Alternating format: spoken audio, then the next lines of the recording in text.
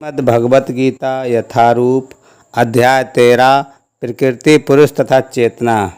श्लोका 13.19 इति क्षेत्रम तथा ज्ञानम ज्ञेयं च उक्तं समासता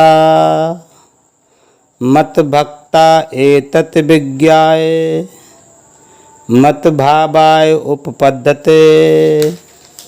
भावार्थ, इस प्रकार मैंने कर्म क्षेत्र, शरीर, ज्ञान तथा ज्ञेय का संक्षेप में वर्णन किया है।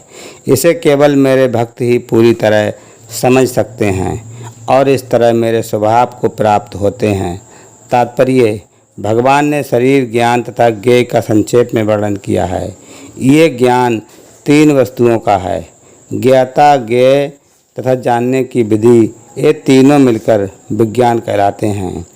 पूर्ण ज्ञान भगवान के अनन्य भक्तों द्वारा प्रत्यक्षतः समझा जा सकता है। अन्य इसे समझ पाने में असमर्थ रहते हैं।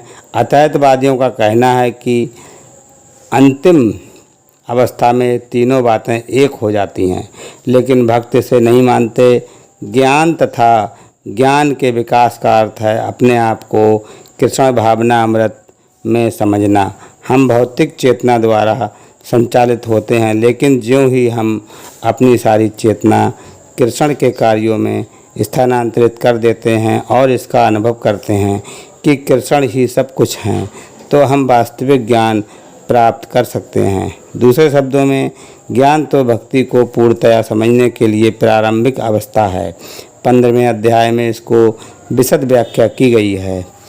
अब हम सारांश रूप में ये कह सकते हैं कि श्लोक 6 तथा 7 के महान भूतानी से लेकर चेतना धरती तक भौतिक तत्वों तथा जीवन के लक्षणों की कुछ अभिव्यक्तियों का विश्लेषण हुआ है।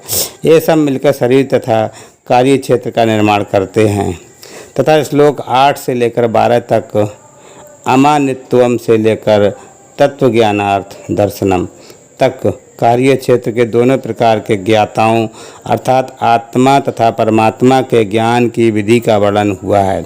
श्लोक 13 से 18 में अनादि मत परम से लेकर इति सर्वस्व विष्ठतम का तथा जीवात्मा तथा परमात्मा का वर्णन हुआ है। इस प्रकार तीन बातों का वर्णन हुआ है। कार्य क्षेत्र शरीर, जानने के विधि तथा आत्मा एवं परमात्मा। यहाँ इसका उल्लेख हुआ है कि भगवान के अनन्य भक्त ही इन तीन बातों को ठीक से समझ सकते हैं। अतएव ऐसे भक्तों के लिए भगवत गीता अत्यंत लाभप्रद है। वे ही परम लक्ष्य अर्थात परमेश्वर कृष्ण के स्वभाव को प्राप्त कर सकते हैं। दूसरे शब्दों में, केवल भक्त ही भगवत गीता को समझ सकते हैं और वांछित फल प्राप्त कर सकते हैं, अन्य लोग नहीं। हरे कृष्णा।